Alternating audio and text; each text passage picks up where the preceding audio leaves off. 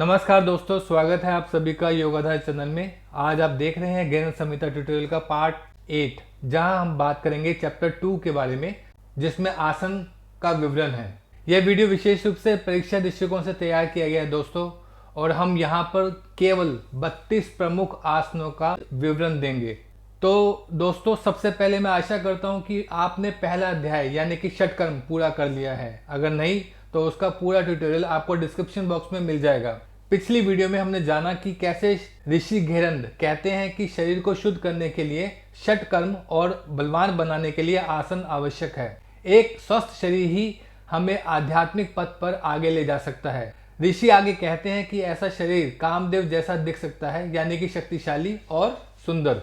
ऋषि घेरंद के अनुसार कुल 84 लाख आसन हैं, जिनमें से 84 श्रेष्ठ हैं और 32 आसन मानवता के लिए उपयुक्त हैं।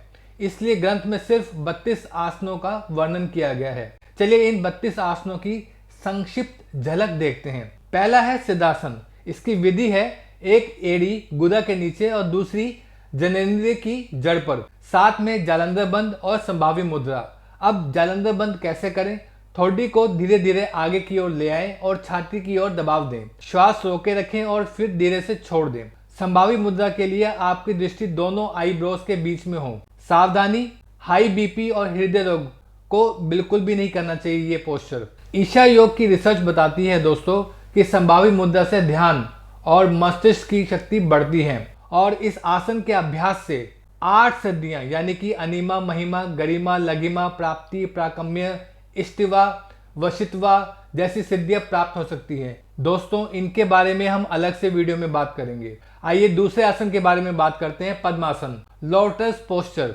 दायां पांव बाएं जांघ पर और बायां पांव दाईं जांघ पर। हाथ ज्ञान मुद्रा या पृष्ठ से पैर की अंगुलियों को पकड़ना, जैसे कि ज्ञान संहिता में वर्णित है। यह सभी रोगों का नाश करता है। तीसरा आसन वज्रासन।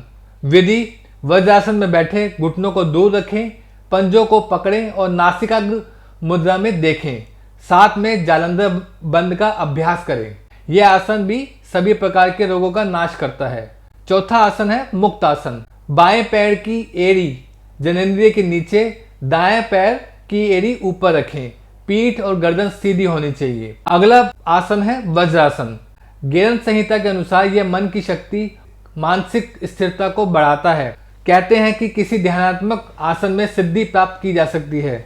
छठा आसन स्वास्तिक आसन। यह एक शुभ क्रॉस लेग्ड आसन कहा जाता है। स्वास्तिक के आकार में दोनों पैर मोड़कर बैठते हैं। सातवां आसन सिंहासन, जिसे लायन पोस्चर भी कहते हैं। मुंह खोलकर जीभ बाहर निकालते हुए सिंह की गर्जना जैसी ध्वनि उत्पन्न करें। साथ में जालंधर बंद और नासिकाग्र दृष्टि।